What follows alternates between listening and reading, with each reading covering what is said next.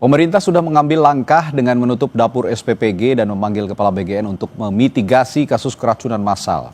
Untuk membahasnya, kita akan berbincang dengan sejumlah narasumber. Ada Guru Besar Pangan dan Gizi Institut Pertanian Bogor, Profesor Ali Homsan.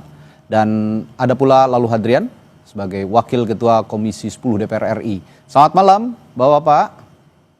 Selamat malam. Selamat malam, Mas. Baik, saya ke Pak Lalu dulu nih. Pak Lalu, tadi kan Ya. kita sore sudah sama-sama menyaksikan instruksinya Presiden Prabowo ke Menko Pangan. Tutup dulu SPPG yang bermasalah sementara. Begitu, ini menutup celah juga untuk terjadinya kembali insiden serupa, insiden keracunan massal pada saat menyantap MBG. Tapi menurut pertanyaan saya, apakah langkah ini sudah cukup menurut Pak Lalu? Atau saya jangan-jangan wondering juga, jangan-jangan butuh undang-undang khusus untuk mengawasi rantai pasok makanan MBG di tingkat sekolah, Pak Lalu? Ya, pertama saya sepakat ya dengan langkah-langkah yang dilakukan oleh pemerintah hari ini, terutama instruksi Pak Presiden Prabowo bahwa untuk SPPG atau dapur-dapur yang bermasalah ini ditutup sementara waktu. Sementara waktu ya artinya untuk melakukan evaluasi-evaluasi yang terjadi beberapa hari yang lalu. Saya melihat bahwa program MBG ini adalah investasi di dunia pendidikan. Nah, karena program ini sangat baik, maka kami di Komisi 10 yang membidangi atau bermitra dengan Kementerian Pendidikan Dasar dan Menengah, itu sangat sepakat bahwa program ini untuk terus dilanjutkan. Nah, yang kedua, langkah yang dilakukan oleh pemerintah ini cukup taktis, cukup sigap, cukup tepat untuk mensterilkan dulu kondisi yang terjadi hari ini. Ada beberapa hal yang perlu diperhatikan juga bahwa pertama, MBG atau makan bergizi gratis yang dikelola oleh BGN ini tentu harus dievaluasi secara berkala. Yang kedua, keikutsertaan pemerintah daerah dalam mengawasi pelaksanaan MBG ini, terutama di sekolah-sekolah, ya harus terus dilakukan. Yang saya maksud adalah BGN dalam hal ini harus terus untuk membuka komunikasi kepada seluruh stakeholder pendidikan. Karena sasaran dari MBG ini adalah siswa-siswi kita yang notabene hari ini sedang bersekolah di SD, SMP, SMA maupun SMK. Jadi pemerintah daerah selaku pembina pendidikan baik di tingkat kabupaten kota maupun provinsi juga harus dilibatkan. Yang ketiga, lingkungan sekolah atau stakeholder pendidikan yang ada di sekolah juga tentu harus dilibatkan juga, diajak diskusi, diajak bicara terkait dengan persiapan-persiapan yang dilakukan oleh sekolah dalam rangka mensukseskan program MBG ini. Pada prinsipnya kami di Komisi 10 sangat sepakat MBG ini dilanjutkan karena merupakan investasi jangka panjang untuk dunia pendidikan kita. Sepakat, tidak ada satu pihak pun saya rasa ya yang meragukan positifnya program MBG ini. Tapi ya itu tadi, harus benar-benar diawasi dan harus benar-benar juga diterapkan higienisme terhadap penyajian MBG itu sendiri agar kejadian serupa tidak terulang kembali. Tadi saya menyimak pernyataan Pak Lalu, sebenarnya pemerintah sudah cukup taktis kalau kata Pak Lalu ya untuk mengidentifikasi masalah ini, termasuk dengan menutup SPPG sementara. Pertanyaan saya ke Prof. Ali. Prof. Ali, menurut Anda kendati pemerintah sudah menyatakan hal itu, apakah pemerintah artinya sudah bisa mengidentifikasi SPPG yang bermasalah? Ya, saat ini saya kira SPPG bermasalah itu tentu saja yang mempunyai kasus-kasus keracunan. Tetapi nanti ketika pemerintah sudah mewajibkan SLHS, sertifikasi layak hygiene dan sanitasi, maka kita akan menemukan lagi mungkin ada dari 9.000 sekian SPPG, itu mungkin ada yang belum memenuhi syarat SLHS tadi. Nah, oleh karena itu kalau sekarang ini kaitannya adalah dengan persoalan keracunan yang tentu saja langsung ditutup oleh pemerintah sementara bagi SPPG yang bermasalah tersebut. Nah, kalau kita lihat apa yang disampaikan Kementerian Kesehatan, nanti akan dilakukan SLHS oleh dinas-dinas kesehatan dan itu tentu saja memerlukan waktu. Karena proses SLHS itu memerlukan waktu bisa 1-2 minggu untuk melaksanakan sertifikasi.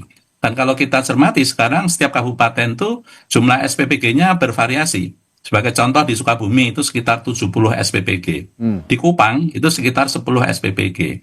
Sehingga kecepatan melakukan SLHS itu akan sangat tergantung seberapa cepat nanti Dinas Kesehatan bisa melakukan proses SLHS ini dari sekian banyak SPPG yang jumlahnya secara total sekarang sudah mencapai 9.000 lebih. Oke, tapi kalau kita bicara tata kelola, Prof, apakah SPPG yang ditutup ini, yang bermasalah ditutup ini juga sudah cukup, atau harus ada juga tingkatan yang lebih atas lagi yang dievaluasi? Kalau bicara tata kelola ya, Prof ya? Ya, jadi sebenarnya apa yang terjadi sekarang ini dengan keracunan-keracunan yang terjadi, itu pasti ada 3 hal yang perlu dicermati, yaitu pertama adalah makanan basi, yang kedua adalah makanan yang tidak masak di prosesnya, yang ketiga adalah persoalan air yang tersedia. Oke. Jadi 3 hal ini, kemudian tentu saja ada lagi persoalan bahan baku. Nah, ini kalau kita lihat dari 9.000 yang mengalami keracunan itu ada beberapa, ya tentu saja semakin banyak SPPG itu peluang terjadinya pasti ada saja terjadi. Nah, oleh karena itu dengan keinginan pemerintah untuk menerbitkan SLHS bagi semua SPPG itu nanti merupakan langkah yang lebih tepat lah. Karena selama ini SLHS ini mungkin belum merupakan suatu kewajiban. Nah, nanti ketika SPPG ini jumlahnya mencapai 32.000, ini tentu kalau bisa dipersyaratkan dulu jangan berdiri sebelum mempunyai SLHS. Jangan diberi pekerjaan MBG sebelum mempunyai SLHS. Dan itu akan sangat menekan, mengurangi terjadinya keracunan. Oke, Pak Lalu saya kembali ke Anda. Masih bicara soal tata kelola. Kalau bicara tata kelola, apakah, saya wondering juga, apakah sebelumnya terkait tata kelola MBG ini pernah nggak sih dibahas di DPR, di Komisi 10 lebih spesifik lagi? Karena bermitra dengan misalnya Kementerian Pendidikan Dasar dan Menengah dan juga dengan BGN sendiri begitu, terkait standarisasi dapur sampai makanan tiba ke penerima. Kalau bicara tata kelola, tadi sudah pernah dibahas soal ini, Pak Lalu. Ya, saya kira kalau tata kelola, saya meyakini bahwa teman-teman di Komisi 9 ya, karena BGN ini kan bermitra dengan Komisi 9. Ya. Teman-teman di Komisi 9 pasti sudah menanyakan, kemudian mendapat penjelasan yang rinci dari Kepala BGN. Nah, kami di Komisi 10 juga, karena memang sasarannya adalah sekolah, siswa-siswi kita yang ada di sekolah-sekolah juga, di dalam rapat-rapat resmi kami dengan Kementerian Pendidikan Dasar dan Menengah, kami meminta langsung kepada Pak Menteri Pendidikan Dasar untuk berkoordinasi dengan Kepala BGN terkait dengan tata kelola, kemudian proses mulai dari proses di dapur sampai dengan distribusi di sekolah-sekolah. Bahkan kami ketika melihat kejadian-kejadian di beberapa tempat di Jawa Barat misalnya, kemudian di daerah-daerah lain yang mengalami keracunan, kami melihat dari 2 sisi. Dari sisi BGN-nya, kemudian dari sisi sekolah maupun dinas pendidikan yang ada di daerah tersebut. Dari sisi sekolah, tentu kami meminta agar di sekolah tersebut disiapkan wastafel misalnya, disiapkan sarana untuk mencuci tangan dan lain-lain. Nah, ini dalam rangka apa? Dalam rangka menunjang juga faktor-faktor yang menyebabkan terjadinya berbagai macam hal, terutama yang menyebabkan terjadinya keracunan itu tadi. Nah, di sisi lain kami meminta Dinas Pendidikan untuk terus berinisiatif. Nah, tentunya kami meminta melalui Kementerian Pendidikan Dasar dan Menengah kepada Dinas Pendidikan setempat untuk berinisiatif untuk melakukan pengawasan-pengawasan terhadap distribusi dan pelaksanaan dari proses makan bergizi gratis ini. Ya, saya lihat juga. Yang kita lakukan. Oke, saya lihat juga di beberapa sekolah sebenarnya guru-guru di sekolah itu juga ikut aktif, proaktif gitu ya, untuk mengecek standarisasi makanan yang akan dibagikan kepada siswa. Nah, ini juga diharapkan melalui Dinas Pendidikan dikatakan Pak Lalu tadi bisa memberikan juga imbauan kepada guru-guru untuk bisa juga ikut berpartisipasi begitu ya Pak ya. Kira-kira seperti itu ya Pak? Iya. Oke. Betul, Baik. Mas. Baik. Nah, saya ingin lebih dalam ke Pak Ali, Prof Ali soal penyebab utama dari peristiwa ini dari perspektif ilmu pangan, Prof Ali. Nah, seperti misalnya kontaminasi bahan baku atau proses pengolahan. Bagaimana MBG bisa direformasi menurut Anda untuk memastikan kandungan gizi tetap aman bagi anak-anak usia sekolah, Pak? Ya, kalau kandungan gizi saya percaya bahwa di setiap SPPG ini sekarang sudah ada ahli gizi, sehingga mereka bisa menghitung berapa kalori, berapa protein yang dibutuhkan untuk anak balita maupun anak-anak usia sekolah. Sehingga mereka sudah bisa merumuskan 20 siklus menu yang harus dimasak oleh mereka sehingga mengurangi kebosanan terhadap menu yang disajikan MBG ya. Nah, tetapi kemudian ketika kita bicara tentang SPPG menyediakan 3.000 porsi dan penjamah makanan harus bekerja misalnya dari jam 3 dini hari ya sampai itu distribusi pukul 11, itu tentu suatu proses yang cukup panjang. Nah, oleh karena itu kalau kita bisa mengatakan SPPG ini semacam sentralisasi dari pusat, kurang lebih bentuknya seperti ini. Nah, saya berpikir bagaimana kalau desentralisasi sehingga dibutuhkan SPPG yang ukurannya lebih kecil daripada 3.000 porsi. Karena Indonesia ini jangkauannya sangat luas, geografinya juga sangat luar biasa, sehingga ketika kita mengurangi porsi dari setiap SPPG itu ada yang kelasnya 500, ada yang kelasnya 1.000, itu barangkali lebih eligible dan kemudian juga akan mengurangi peristiwa-peristiwa keracunan ketika penyiapan makanan itu tidak dilakukan terlalu dini. Kalau dengan target 500 porsi, barangkali pemasak itu bisa melakukan mulai jam 6 pagi, di dalam proses pemasakan, distribusi jam 11 siang, itu akan sangat mungkin untuk dicoba. Oke. Nah, ini kan sebenarnya publik juga ada yang memiliki pendapat begitu Prof. Ali, bahwa sebaiknya SPPG atau kegiatan MBG ini juga ya dihentikan dulu lah sementara untuk mengetahui hasil evaluasi menyeluruhnya begitu. Karena dari hulu ke hilir juga harus dipastikan bahwa standarisasi pelaksanaan MBG ini bisa benar-benar lancar begitu. Nah, menurut Anda apakah itu perlu dilakukan atau cukup yang dilakukan pemerintah saat ini sudah tepat? Saya akan tanyakan itu kepada Prof. Ali setelah jeda, Prof. Mohon maaf, kita akan kembali sesaat lagi. Sampai Indonesia Malam.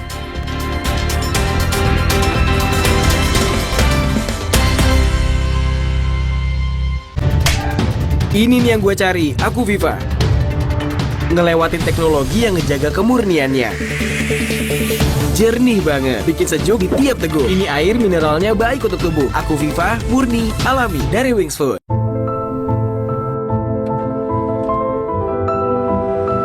Every mile is a collection of new discoveries.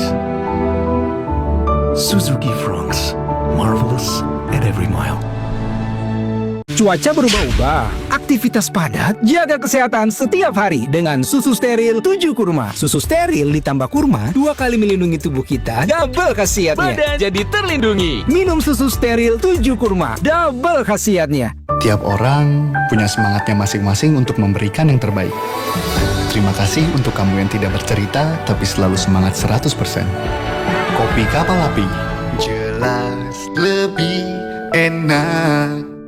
Aku Viva melewati 7 tahap nano purifikasi, menjaga dan memastikan setiap tetesnya mengandung mineral baik yang diperlukan tubuh, sehingga begitu sejuk di tiap teguk. Aku Viva, murni, alami dari Wings Food. Beli popok celana dewasa 3-in-1 buat Eke si Oma Linca. Ekstra serat, ekstra kering, ekstra tipis. Kebelet, beli aja. Praktis, gak bocor say. Oma Opa, no worry. Pakai. Semua jadi easy. Kenapa aku pilih Le Mineral? Soalnya cuma ini nih yang masih ada segelnya. Debu jadi nggak akan masuk di sela-sela tutup botolnya. Benar, Le Mineral disegel secara khusus sehingga terjamin kebersihannya. Le Mineral. Cuaca berubah-ubah, aktivitas padat, jaga kesehatan setiap hari dengan susu steril 7 kurma. Susu steril ditambah kurma 2 kali melindungi tubuh kita, double khasiatnya. Badan jadi terlindungi. Minum susu steril 7 kurma, double khasiatnya. Tiap orang punya semangatnya masing-masing untuk memberikan yang terbaik.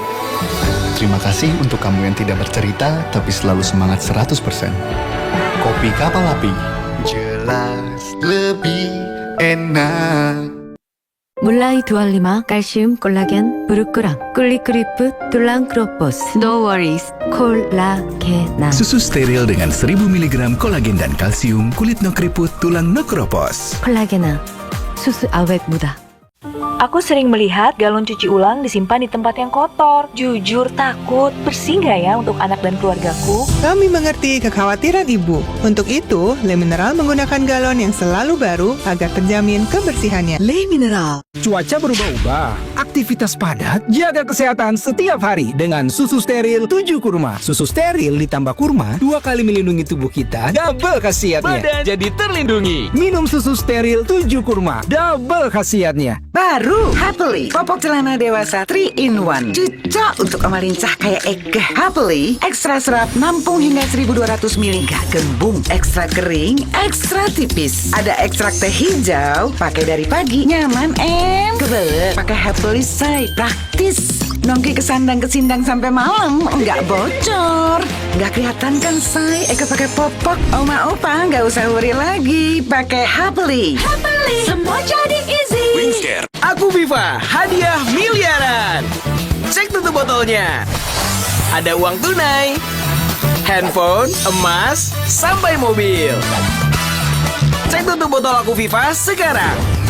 Dari Wingsuit. Ini nih yang gue cari, Aku Viva. Ngelewatin teknologi yang ngejaga kemurniannya. Jernih banget, bikin sejuk di tiap teguk. Ini air mineralnya baik untuk tubuh. Aku Viva, murni, alami, dari Wingsuit. 몰라이 두알리마 칼슘 콜라겐 부르꾸랑 꿀리크리프 툴랑 크로포스 No worries 콜라겐아 Susu steril dengan 1000 mg kolagen dan kalsium, kulit no keriput, tulang no keropos. 콜라겐아 수수 아웨트 무다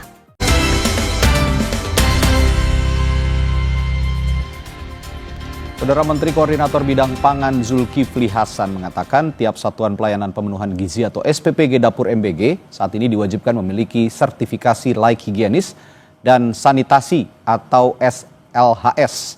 Hal ini dilakukan sebagai langkah evaluasi akibat maraknya kasus keracunan makanan yang menimpa anak-anak akibat pemberian MBG. Sertifikat layak higienis dan sanitasi itu syarat, ya. Tetapi setelah pasca kejadian, sekarang mendapat perhatian khusus, harus atau wajib hukumnya, ya. Setiap SPPG harus punya SLHS, harus. Masih membahas hal ini, tadi saya sebelum jeda bertanya kepada Prof. Ali. Prof, tadi kalau saya tanyakan, ada sebagian pihak, ada sebagian publik juga yang bertanya-tanya, apakah sudah cukup langkah yang dilakukan pemerintah saat ini untuk menutup sementara SPPG yang bermasalah? Sedangkan banyak juga ya informasi-informasi yang beredar sebenarnya masalahnya itu ada dari hulu ke hilir. Bagaimana menurut Anda nih, Prof. Ali? Ya, saat ini SPPG di Indonesia itu jumlahnya 9.400. Dan 79 itu yang diidentifikasi bermasalah sudah mendapat teguran dari BGN dan penutupan sementara dengan adanya kasus-kasus keracunan. Jadi tentu saja kita memang tidak bisa menghukum SPPG yang tidak bersalah dengan proses penutupan karena itu tidak adil. Ya, jadi yang bersalah dituntut kemudian diberikan sanksi. Tetapi karena kita juga menginginkan aspek keamanan pangan itu menjadi perhatian pemerintah, maka langkah-langkah untuk menerbitkan SLHS atau pengurusan SLHS dan juga langkah penting lainnya adalah bahwa kepala koki itu harus mempunyai pelatihan-pelatihan yang terkait dengan keamanan pangan. Nah, selama ini yang memperoleh pelatihan keamanan pangan atau pelatihan-pelatihan itu adalah kepala SPPG yang belum tentu menjadi penjamah makanan di SPPG. Nah, paling tidak dengan adanya 20 pemasak di setiap SPPG, itu kepalanya itu memperoleh informasi atau pelatihan tentang keamanan pangan. Dan itu akan banyak bermanfaat untuk mengkoordinir 20 pemasak yang ada di SPPG. Jadi harapan saya bahwa pelatihan itu jangan terbatas pada kepala SPPG yang tugasnya itu adalah aspek manajerial. Oke, saya ke Pak Lalu kembali. Pak Lalu, ini juga sebenarnya publik sempat bertanya-tanya, kenapa sih UMKM kok sepertinya ya dari permukaan terlihat tidak dilibatkan misalnya. Karena kan pada saat awal pelaksanaan program ini janjinya adalah ada juga pelibatan UMKM untuk mengelola hal ini, mengelola MBG ini. Seperti misalnya kantin sekolah. Nah, saya ingin minta pendapat Anda lebih setuju saat ini pengelolaan dilakukan oleh SPPG atau melibatkan UMKM seperti misalnya kantin sekolah yang saya sebutkan tadi? Ya, begini Mas, ini kan program baru ya, program baru, kemudian tujuannya juga sungguh sangat mulia, yaitu memberikan asupan gizi bagi siswa-siswi kita yang ada di sekolah dalam rangka mereka untuk betul-betul membantu mempersiapkan diri untuk melaksanakan proses belajar mengajar di sekolah. Nah, yang kedua bahwa program ini terdapat kekeliruan atau kecolongan di beberapa titik. Tadi menurut data yang disampaikan oleh Prof. Ali kan dari 9 ribuan itu hanya sekitar 79 dapur lah yang kecolongan kemarin sehingga mengakibatkan keracunan siswa-siswi kita. Saya rasa itu sangat kecil sekali persentasenya, tetapi yang perlu kita apresiasi adalah niatan Presiden Prabowo Subianto bahwa beliau sangat concern sekali terhadap dunia pendidikan kita sehingga MBG ini menjadi salah satu investasi terbesar untuk dunia pendidikan kita. Memang program yang besar, yang spektakuler seperti MBG ini tidak mudah. Nah, ini kerikil-kerikil menuju kesuksesan lah bagi kami.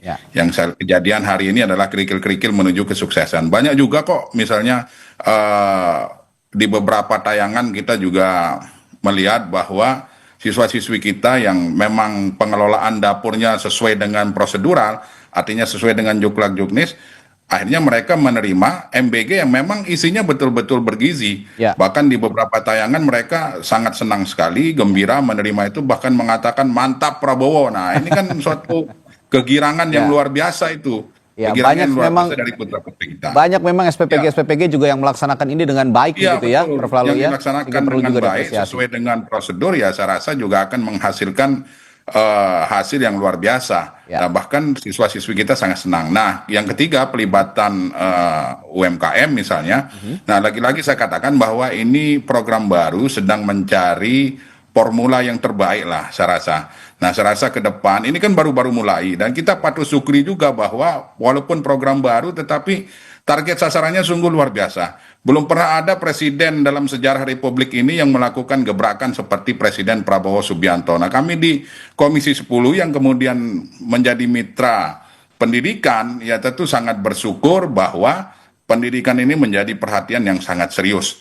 Jadi Presiden Prabowo ini tidak hanya merevitalisasi sekolah, tetapi siswa-siswinya juga sungguh sangat diperhatikan. Nah, ini bentuk keseriusan beliau terhadap dunia pendidikan. Saya rasa ke depan nanti tentu beliau sudah memikirkan bersama seluruh jajaran kabinet hari ini terkait dengan pelibatan UMKM termasuk kantin sekolah.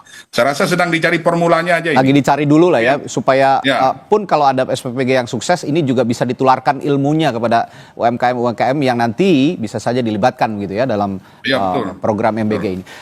Tapi Pak Lalu saya agak tertarik juga dengan pernyataan Pak Prabowo kemarin merespons pertanyaan wartawan soal kasus keracunan MBG ini.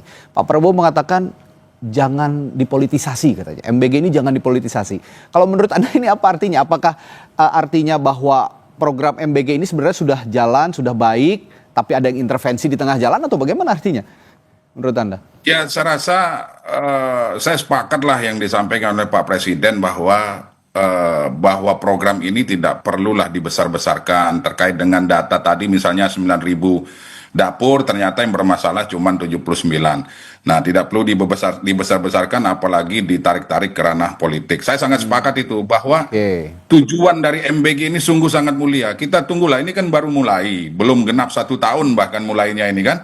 Ya tentu kalaupun ada masalah ya mari kita perbaiki sama-sama. Kemudian saya berharap juga BGN terbuka untuk komunikasi dengan siapapun, yaitu seluruh stakeholder pendidikan, termasuk pemerintah daerah. Nah, itu juga harus betul-betul dilibatkan, walaupun program ini anggarannya juga ada di BGN, tetapi paling tidak pengawasan itu menjadi tanggung jawab kita semua. Saya melihat sudah ada beberapa kepala daerah yang berinisiatif untuk melakukan pengawasan-pengawasan melalui Dinas Pendidikan, termasuk pelibatan guru dan sebagainya. Bahkan yang perlu saya sampaikan juga bahwa kalau tahun 2025 ini, anggaran untuk MBG ini kan cukup besar ya. Tetapi anggaran yang besar itu juga, kalau 2025 ini gurunya tidak diberikan makan bergizi gratis, insya Allah nanti 2026 Presiden sudah memikirkan gurunya juga diberikan makanan bergizi gratis. Nah, jadi sekali lagi saya sampaikan bahwa ini adalah program baru ya tentu kalau ada hal-hal kekeliruan, kecolongan, kehilapan dan sebagainya ya kita maklumi lah. Ya, ini program yang sangat baik sehingga tidak perlu dipolitisasi, saya sepakat. Tapi ada data bahwa tadi ada 79 SPPG yang bermasalah, ini meskipun jumlahnya kecil, persentasenya kecil, saya sepakat untuk tetap juga dievaluasi secara mendalam supaya tidak juga menjadi efek domino ke depannya begitu Pak Lalu kira-kira. Nah, saya ke Prof. Ali. Prof. Ali, adakah rekomendasi jangka panjang dari Anda? Seperti misalnya apa yang pernah juga disinggung begitu ya untuk evaluasi ke depan, ada integrasi kokli ahli, dan juga Pak Prabowo, saya kalau nggak salah juga ya, koreksi kalau saya salah, sempat mengusulkan juga ada CCTV di SPPG seperti yang diusulkan oleh Pak Presiden sebelumnya. Lalu juga misalnya pelatihan berbasis bukti untuk penyedia makanan agar program MBG ini benar-benar meningkatkan status gizi nasional tanpa risiko kesehatan. Bagaimana Pak Ali? Ya, yang saya menginginkan tuh sekarang kan sedang dirancang adanya hotline terhadap segala macam keluhan-keluhan yang terkait dengan MBG di berbagai wilayah. Karena kita melayani, saya kira SPPG itu melayani sangat banyak orang ya di setiap kabupaten. Nah, oleh karena itu adanya hotline atau keluhan itu akan memberikan solusi yang baik kepada BGN untuk melakukan peningkatan kinerja di dalam memberikan layanan MBG. Dan hotline itu bisa dilakukan di setiap kabupaten ya, sehingga orang Sukabumi tentu lapornya ke MBG di BGN SPPG di Sukabumi. Yang kedua adalah bahwa kita menyadari BGN itu tidak mempunyai aparat di daerah. Nah, oleh karena itu dalam hal kita memberikan layanan yang sangat luar biasa besar, itu sinergi dengan Dinas Kesehatan, dengan Badan POM ya, apalagi dengan sektor pendidikan itu menjadi sangat penting. Karena siapa yang melakukan proses pengawasan apabila terjadi hal-hal semacam yang sekarang kita ketahui, itu adalah pasti terkait dengan persoalan kesehatan, kemudian Badan POM. Nah, oleh karena itu ini sangat penting sinergi dari beberapa institusi di daerah ya, sehingga BGN itu bisa terbantu lah dengan aparat-aparat yang memang sudah sangat banyak ya. Kalau kita bicara puskesmas itu di kabupaten sangat banyak, dan itu akan sangat berperan di dalam pelaksanaan MBG yang memang memerlukan kehati-hatian. Oke. Pak Lalu, pemerintah itu kan sekarang tadi sudah kita bahas juga sebenarnya sedikit. Kita akan perdalam lagi. Pemerintah itu kan sekarang mewajibkan dapur SPPG itu punya sertifikat layak higienis dan sanitasi. Nah, kenapa baru diterapkan sekarang sih Pak Lalu? Apakah itu sebelumnya tidak diterapkan menurut pengawasan Anda di Komisi 10 DPR? Ya, saya rasa kalau menurut informasi dari teman-teman Komisi 9, itu sebenarnya sudah dipersyaratkan sejak awal. Nah, cuman saya sepakat yang disampaikan oleh Prof. Ali tadi bahwa pelibatan banyak pihak dalam rangka mensukseskan program MBG ini juga perlu dilakukan, seperti Dinas Kesehatan di daerah, kemudian Dinas Pendidikan dan sebagainya. Ini seluruh pemangku kepentingan yang terlibat di dalam proses berlangsungnya makan bergizi gratis ini sungguh sangat perlu dilibatkan. Apalagi surat SLHS tadi itu.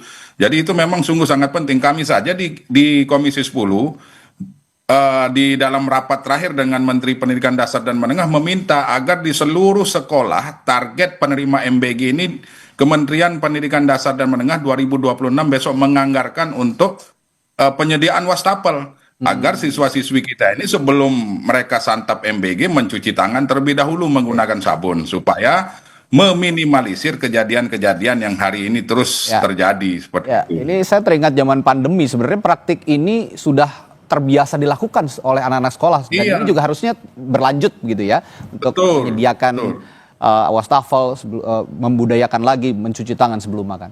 Baik, ini sekarang sebenarnya meskipun evaluasi sudah dilakukan, langkah taktis sudah dilakukan seperti yang Bapak-Bapak sebutkan, tapi mata publik masih terus tertuju pada program ini karena tadi selain program ini program yang sangat baik, tapi juga pengelolaannya benar-benar harus ditata dengan baik melalui tata kelola yang juga harus direformasi. Kalau saya lihat dari kejadian-kejadian yang menimpa di sejumlah wilayah di Indonesia, terutama keracunan yang menimpa anak-anak di sekolah. Baik, terima kasih Pak Lalu Hadrian, Wakil Ketua Komisi 10, dan juga Profesor Ali Homsan, Guru Besar Pangan dan Gizi Institut Pertanian Bogor, telah berbagi perspektifnya malam hari ini di Sapa Indonesia Malam. Sehat selalu, sampai jumpa lagi Bapak-Bapak. Terima kasih. Assalamualaikum. Waalaikumsalam warahmatullahi wabarakatuh.